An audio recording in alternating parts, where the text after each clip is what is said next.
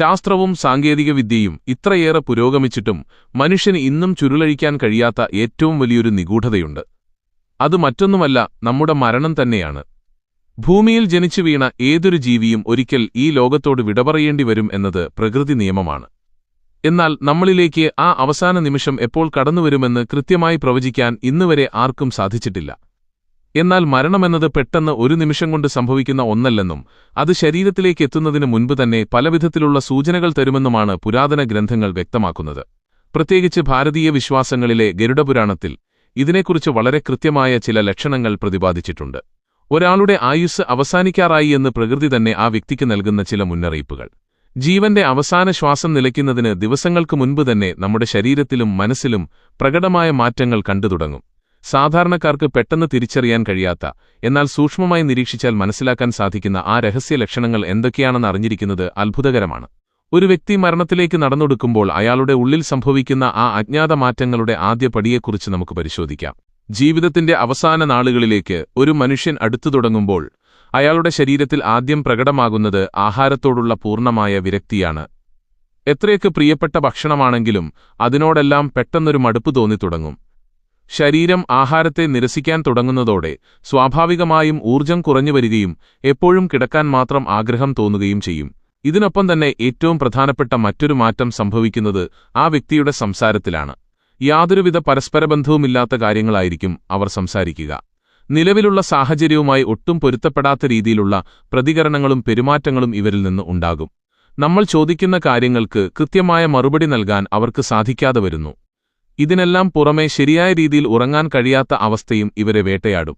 രാത്രിയെന്നോ പകലെന്നോ ഇല്ലാതെ ഉറക്കം നഷ്ടപ്പെടുന്ന ഈ അവസ്ഥ ആ വ്യക്തിയെ മാനസികമായി മറ്റൊരു തലത്തിലേക്ക് എത്തിക്കുകയാണ് ചെയ്യുന്നത്. എന്നാൽ ഇതുകൊണ്ടും തീരുന്നില്ല. ഇതിനേക്കാൾ വിചിത്രമായ മറ്റൊരു മാനസികാവസ്ഥ കൂടി മരണവക്താക്കൾ കാണിക്കാറുണ്ട്. ഓർമ്മകളുടെ ആ വലിയൊരു ലോകത്ത് അവർ തികച്ചും വ്യത്യസ്തനായൊരു വ്യക്തിയായി മാറുന്ന കാഴ്ചയാണ് അടുത്തതായി സംഭവിക്കുന്നത്. ഈ സമയത്ത് ആ വ്യക്തിയുടെ ഓർമ്മകളിൽ സംഭവിക്കുന്ന മാറ്റം തികച്ചും വിചിത്രമാണ്. വർഷങ്ങൾക്ക് മുൻപ്, ഒരുപക്ഷെ അവരുടെ കുട്ടിക്കാലത്തോ യൗവനത്തിലോ നടന്ന വളരെ പഴയ കാര്യങ്ങൾ പോലും കൃത്യമായി ഓർത്തെടുക്കാൻ അവർക്ക് സാധിക്കും. അക്കാലത്തെ സുഹൃത്തുക്കളെക്കുറിച്ചും അനുഭവങ്ങളെക്കുറിച്ചും അവർ വാതോരാതെ സംസാരിച്ചേക്കാം. എന്നാൽ ഇതേ വ്യക്തിയോട് തൊട്ടടുത്ത ദിവസം നടന്ന കാര്യങ്ങളെക്കുറിച്ചോ അല്ലെങ്കിൽ ഏതാനും മണിക്കൂറുകൾക്ക് മുൻപ് സംഭവിച്ച കാര്യങ്ങളെക്കുറിച്ചോ ചോദിച്ചാൽ അവർക്കതിനെക്കുറിച്ച് യാതൊരു അറിവും ഉണ്ടാകില്ല. ഈയടുത്ത കാലത്ത് നടന്ന സംഭവങ്ങളെല്ലാം അവരുടെ മനസ്സിൽ നിന്നും പൂർണ്ണമായി മാഞ്ഞുപോയിട്ടുണ്ടാകും. ഭൂതകാലത്തിന്റെ ഓർമ്മകളിൽ മാത്രം ജീവിക്കുന്ന ഈ അവസ്ഥ മരണത്തിന്റെ വളരെ ശക്തമായൊരു ലക്ഷണമായാണ് പുരാതന ഗ്രന്ഥങ്ങൾ ചൂണ്ടിക്കാണിക്കുന്നത്. ഇതിനൊപ്പം തന്നെ അവരുടെ ശരീരത്തിന്റെ ഭാരത്തിൽ പ്രകടമായ കുറവ് അനുഭവപ്പെടാൻ തുടങ്ങും. നോക്കുന്നവർക്ക് ശരീരം പെട്ടെന്ന് മെലിഞ്ഞുണങ്ങിയതായി തോന്നാം. ശാരീരികമായ ഈ തളർച്ചയും മാനസികമായ ഈ മാറ്റങ്ങളും ആ വ്യക്തിയെ മരണത്തിലേക്ക് കൂടുതൽ അടുപ്പിക്കുകയാണ് ചെയ്യുന്നത്. എന്നാൽ ഇതിലും ഭയാനകമായ ശാരീരിക മാറ്റങ്ങളാണ് മരണത്തിന് കൃത്യം 2 ആഴ്ച മുൻപ് ആ വ്യക്തിയിൽ പ്രകടമാകാൻ തുടങ്ങുന്നത്. മരണത്തിന് കൃത്യം 2 ആഴ്ച മുൻപുള്ള ആ നാളുകളിലേക്ക് കടക്കുമ്പോൾ ശരീരത്തിൽ തികച്ചും അസ്വാഭാവികമായ മാറ്റങ്ങൾ പ്രകടമാകും. അതിൽ ഏറ്റവും പ്രധാനപ്പെട്ടത് ശരീരത്തിന്റെ താപനില പെട്ടെന്ന് താഴേക്ക് പോകുന്നതാണ്. കൈകാലുകളിൽ തുടങ്ങി ശരീരം മുഴുവൻ മഞ്ഞുപോലെ തണുത്തുറയാൻ തുടങ്ങും. എത്ര പുതച്ചുകൊടുത്താലും ഈ തണുപ്പ് മാറ്റാൻ സാധിക്കില്ല.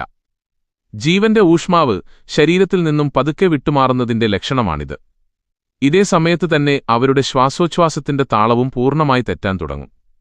സാധാരണ രീതിയിൽ ശ്വാസമെടുക്കാൻ അവർക്ക് കടുത്ത ബുദ്ധിമുട്ട് അനുഭവപ്പെടും.